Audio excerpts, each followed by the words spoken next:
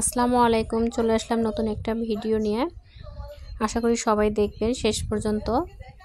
আসলে আমরা অনেকেই ব্রয়লারের গোশত খেতে পারি না, পছন্দ নয়, কিন্তু আসলে মনোযোগ সহকারে রান্না করলে কোনো রান্নাই আসলে খারাপ হয় না, রুচি মতো খাওয়া যায়। কিন্তু আমরা অনেক সময় মনোযোগ হারিয়ে ফেলি, এজন্য অনেক রান্নাই খারাপ হয়ে যায়, খেতে পারি না।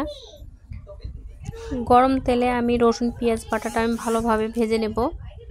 তারপরে এখানে বাটা মশলা, গুঁড়া মরিচ, গুঁড়া হলুদ, লবণ এগুলো দিয়ে আবার ভালোভাবে এটা কষিয়ে নেব।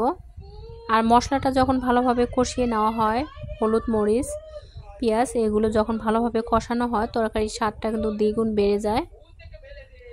এভাবে আমি অনেকক্ষণ ভেজে নেব, লাল না হওয়া পর্যন্ত। এখন আমি এখানে সব কিছুই দিয়ে দিলাম। এটা দেওয়ার পর আমি ভালোভাবে ভেজে নেব, উপরে তেল না আসা পর্যন্ত।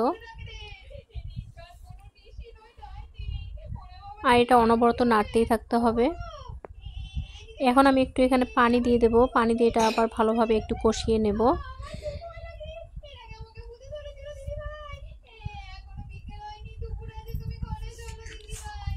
এখানে হালকা একটু পানি দিতে হবে, বেশি পানি দেওয়া যাবে না।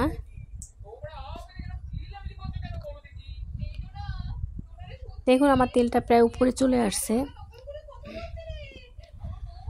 আমার এখন এটা পানি দিয়েও কষানো শেষ। এখন আমি গোশতটা এখানে দিয়ে দেব, দিয়ে এখানে ভালোভাবে নেড়ে দেব।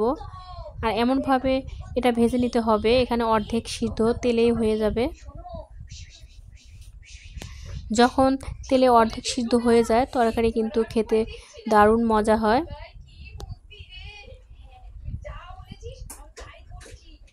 এভাবে আমি প্রায় 20 মিনিটের মতো ভেজে নিয়েছি তেলে। এখন আমি একটু এখানে পানি দিয়ে দেবো, এখানে হালকা করে পানি দেব, যেহেতু এখানে তেলেই অনেকটা সিদ্ধ হয়ে গিয়েছে।